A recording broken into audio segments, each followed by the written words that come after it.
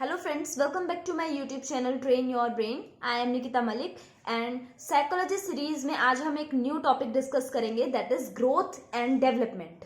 Growth और development बहुत ही important topic होता है जब हम बच्चे को पढ़ाने के बारे में बात करते हैं, क्योंकि हमें ये बात पता होनी चाहिए कि बच्चे की ग्रोथ किस तरीके से हो रही है, कैसे वो डेवलप कर रहा है, ताकि हम उसे ज्यादा अच्छे से समझ पाए और उसी अकॉर्डिंग हम उसे पढ़ा पाए या चीजों को समझा पाए.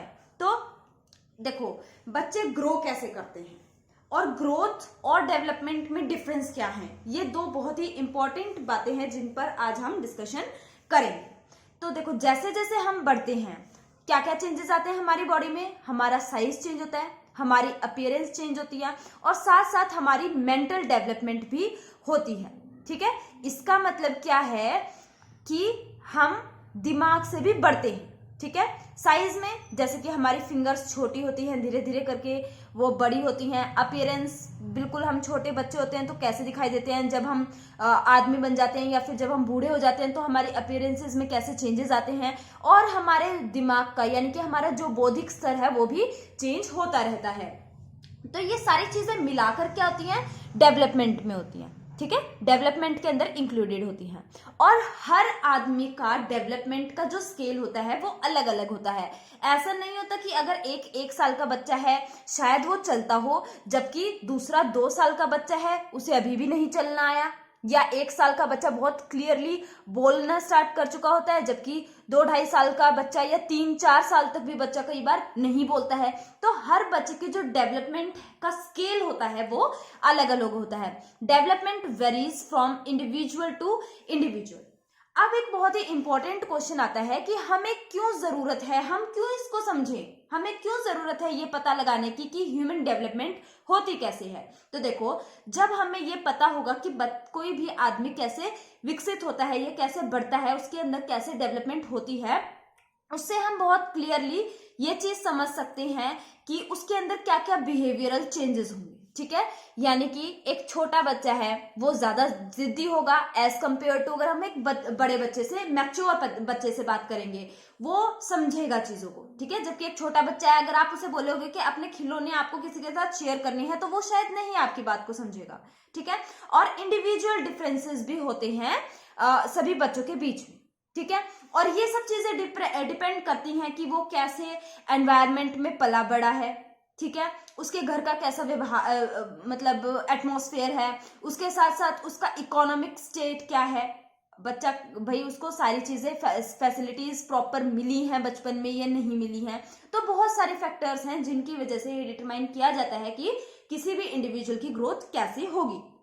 और जो ह्यूमन ग्रोथ को समझने का जो प्रोसेस है उससे क्या होता है, टीचिंग प्रोसेस बहुत ही इजी हो जाता है. एक टीचर बहुत इजीली स्टूडेंट्स को समझा सकती है कोई बात, क्योंकि हमारी क्लास में जब भी हम पढ़ाते हैं तो एक पर्टिकुलर सेम माइंडसेट के बच्चे नहीं होते हैं. ठीक है, कुछ बहुत फास्ट लर्नर होते हैं जबकि कुछ बहुत स्लो लर्नर होते हैं. कुछ बच्चे को पर्सनल गाइडेंस की जरूरत होती है कि उनको चाहिए कि सिर्फ हमारे ऊपर ध्यान दिया जाए, वो सिर्फ तभी चीजें करते हैं. तो जो डाइवर्स लर्नर होते हैं उनको कैसे पढ़ाया जाए ये टीचर को समझने में हेल्प हो जाती है, क्योंकि जब उसे पता होगा कि इस बच्चे का पर्टिकुलर टाइप क्या है, ये किस तरीके से समझेगा, तो टीचर को समझाना इजी हो जाता है. अब हम बात करेंगे डेवलपमेंट के टाइप्स क्या हैं. तो देखो, डेवलपमेंट को बेसिकली 6 टाइप्स में डिवाइड किया गया है. First one is physical development, क्योंकि जब कोई बच्चे का जन्म होता है तो सबसे पहले उसके अंदर डेवलपमेंट होती है फिजिकल. ठीक है, एक छोटे से भ्रूण से लेकर वो एक प्रॉपर बॉडी उसको कैसे मिली, वो क्या है, उसकी फिजिकल डेवलपमेंट है. फिर धीरे धीरे वो उसकी हाइट कैसे बढ़ रही है, वो सब फिजिकल डेवलपमेंट में आता है. मोटर डेवलपमेंट में जैसे कि उसकी फिंगर्स हैं, एक फिंगर है अलग से काम नहीं आ रही, वो पहले बच्चे ऐसे करके रखेगा, उसको इंडिविजुअली हर फिंगर को अलग अलग हिलाना या उसको चीजों को कैसे होल्ड करना है ये चीजें नहीं समझ में आती. पर जैसे जैसे वो बड़ा होता है धीरे धीरे उसको चीजें समझ में आनी स्टार्ट हो जाती हैं. उसकी जो बॉडी की जो मोटर स्किल्स होती हैं वो डेवलपमेंट करनी स्टार्ट कर जाती हैं. फिर वो जिस एनवायरनमेंट में रहता है उसी एनवायरनमेंट की वो लैंग्वेज को क्या करता है, डेवलप करता है। यानी कि उसे कोई सिखाता नहीं है कि कैसे बोलना है, लेकिन वो अपने आसपास के एनवायरनमेंट से सुनकर समझता है। और इंटेलेक्चुअल, क्योंकि वो ऑब्जर्व कर रहा है चीजों को, तो उसे पता है कि अब खाना है तो कैसे, वो लोगों को कॉपी करना स्टार्ट कर देता है। ठीक है, जैसे ही उसे उसकी थोड़ी बहुत समझ डेवलप होनी स्टार्ट होती है, वो क्या करता है, लोगों को कॉपी करता है, और वहां से उसका इंटेलेक्चुअल डेवलपमेंट भी स्टार्ट होता है। जैसे घर में कोई आए तो उसने देखा कि बाकी लोग ग्रीट कर रहे हैं, नमस्ते कर रहे हैं, तो वो भी इसी तरीके से करना स्टार्ट कर देता है। और इसी के साथ साथ उसकी मॉरल डेवलपमेंट भी स्टार्ट हो जाती है। अब उसे पता है कि अगर कोई आया है तो उसे आपको नमस्ते बोलना है, तो इस तरीके से उसके अंदर मोरल डेवलपमेंट स्टार्ट हो जाती है। और फिर क्योंकि जब वो थोड़ा सा बड़ा हो जाता है तो उसे स्कूल जाना स्टार्ट करना पड़ता है, और वो अपने आसपास के बच्चों के साथ खेलता है, तो वो सोशली डेवलपमेंट उसकी स्टार्ट हो जाती है। जब वो दूसरों के साथ घुलना शुरू करता है, घुलना मिलना शुरू कर देता है, तो वहां से उसकी सोशल डेवलपमेंट स्टार्ट हो जाती है। तो ये डिफरेंट टाइप ऑफ डेवलपमेंट है जो कि हम अभी डिस्कस करेंगे। तो सबसे पहले डिस्कस करेंगे फिजिकल डेवलपमेंट के साथ।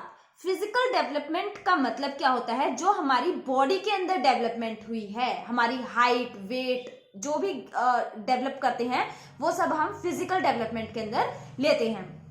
जो डेवलपमेंट होती है वो किस में होती है, हमारी मसल्स में, बोन्स, क्योंकि सब चीजें ग्रो करती हैं। ठीक है, हाइट में, वेट में, और बाकी के जो हमारे ऑर्गन सिस्टम है।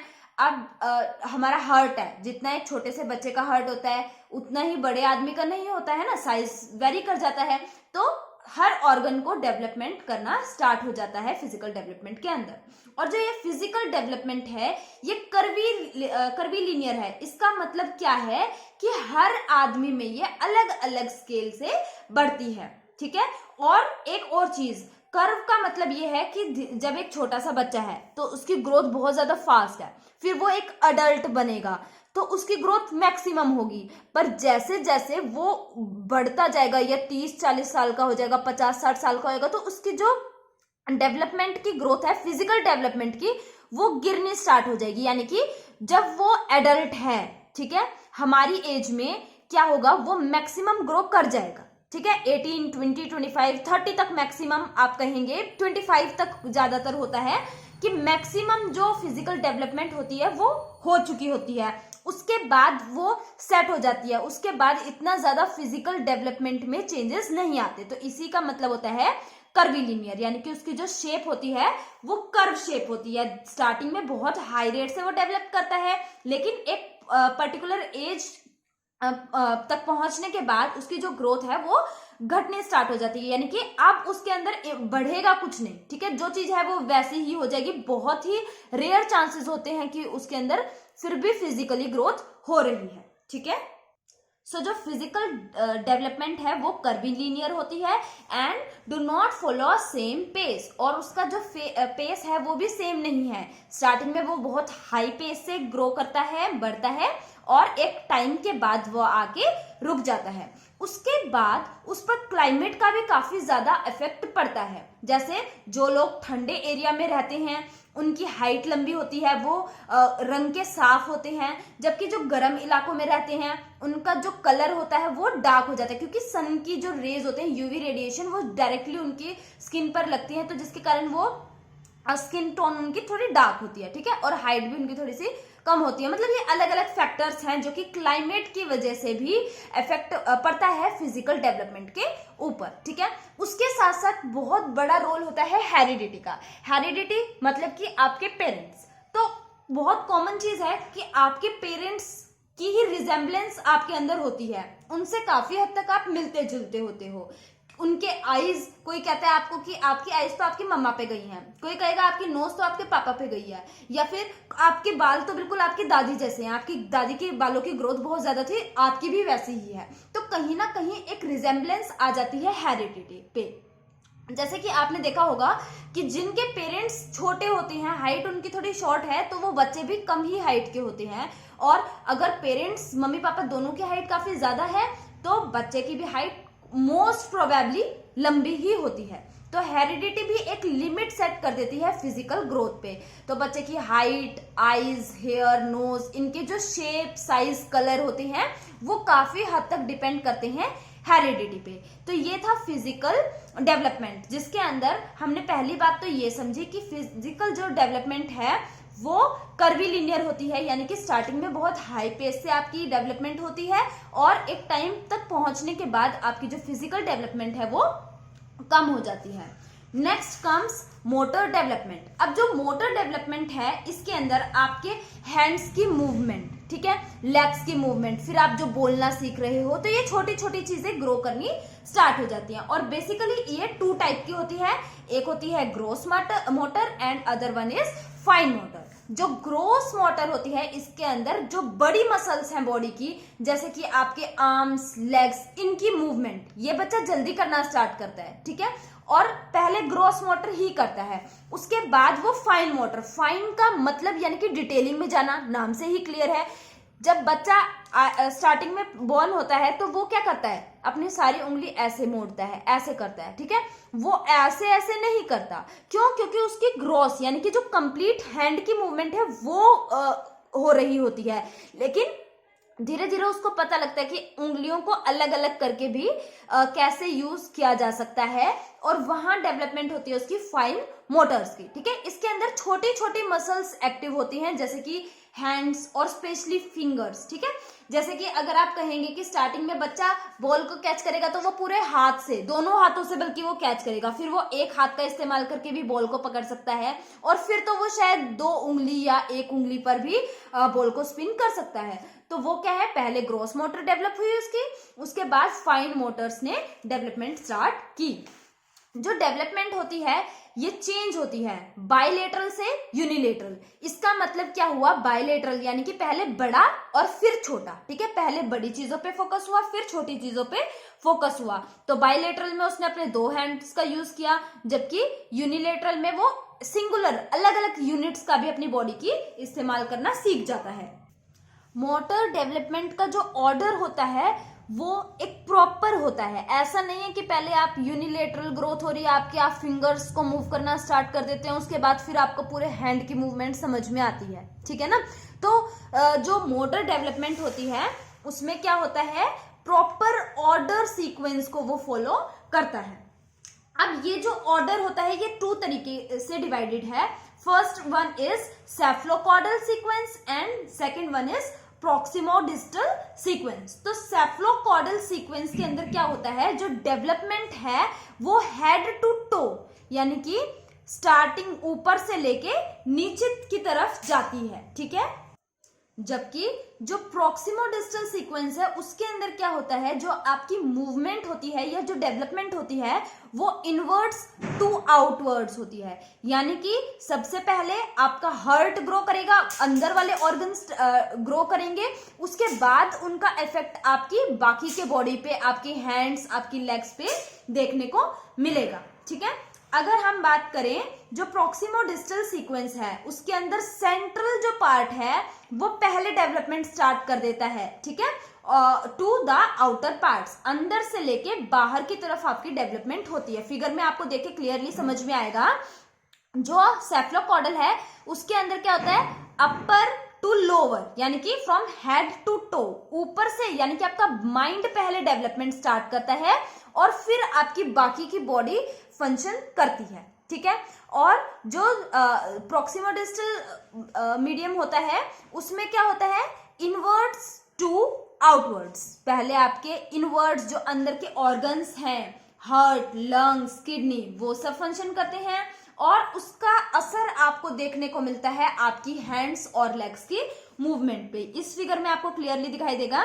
इसमें क्या है, अंदर से जो बाहर की तरफ जा रहे हैं वो है प्रॉक्सिमोडिस्टल सीक्वेंस और जो ऊपर से नीचे की तरफ जा रहा है वो है सेफलोकॉर्डल सीक्वेंस, ठीक है। तो ये हुआ हमारा 2 जो टाइप की डेवलपमेंट होती है, सीक्वेंस होते हैं वो। अब हम देखते हैं इंटेलेक्चुअल डेवलपमेंट या फिर इसी को हम कॉग्निटिव डेवलपमेंट या मेंटल डेवलपमेंट भी कह देते हैं। तो इसके अंदर आपकी सोचने समझने की शक्ति, ठीक है, आपकी जवाब देने की शक्ति, ये सब चीजें डिपेंड करती हैं। आपके माइंड के अंदर चीजें डिटरमिन होने लग जाती हैं, आपको पता लग जाता है कि आप क्या करेंगे तो वो ठीक है, क्या करेंगे तो वो गलत है।